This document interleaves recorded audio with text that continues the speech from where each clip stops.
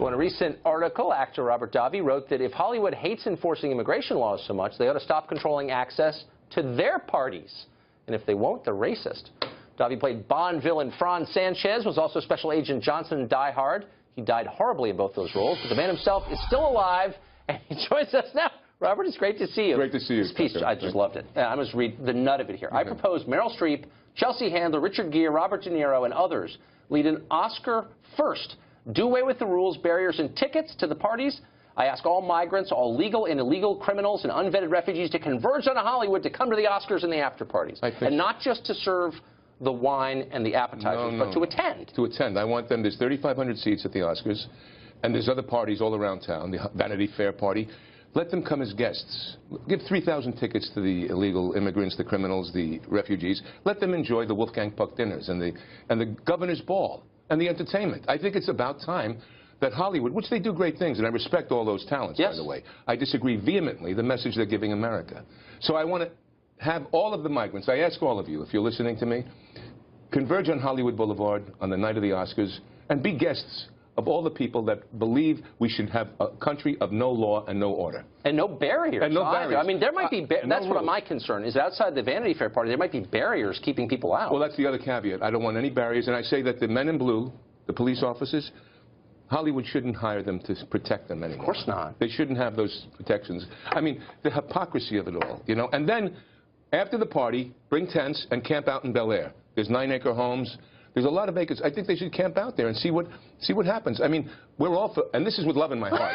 This is with love in my heart. Well, that's how you sign the peace, with great love. Do you think this will happen? Do I think? No, I don't think it'll happen. But how could it not? How could you get up at the Oscars and say these are marginalized people and the president or whomever is a racist for wanting to keep them out, and then keep them out of your Oscar party? I mean, can you imagine the thrill of being a Syrian refugee, for example, and going to the Vanity Fair party? An unvetted Syrian yes. refugee. I think we should even, just even invite some of them right there from wherever they might be in Budapest right now and bring them over and say, come on, Habibi, come to the Oscars. I mean, it's sad that they don't, especially since they're so, again, that's the hypocrisy of the whole thing. Why do you think they don't? I mean, I've been, to a lot of parties in L.A., and there are a lot of people who may or may not have legal status who are serving you. Oh, absolutely. But very few, maybe none, actually, are guests. But right. they treat them well. They tip them a few dollars here and there, and and they thank them. No, look, there's a lot of people. Let me with the caveat of this. A lot of people in Hollywood have big hearts. A lot of talents have big hearts. But I think a lot of them do. They do, sure. Absolutely, and they do great things. But for some reason, they've lost sight of the American worker. They've lost sight of America, the blue collar of America, and what America stood for. For some reason, why is vetting, and he's not saying ban all Muslims or ban all refugees or anything. This is on the books. He's not changing any laws. And even the 7 states that Obama, countries that Obama had put down, there was no buzz to that. Talk about the media for a second, This media thing, and we hear all the brouhaha of the media. I have an idea for the administration and all of everyone. Who's the parent company of CNN?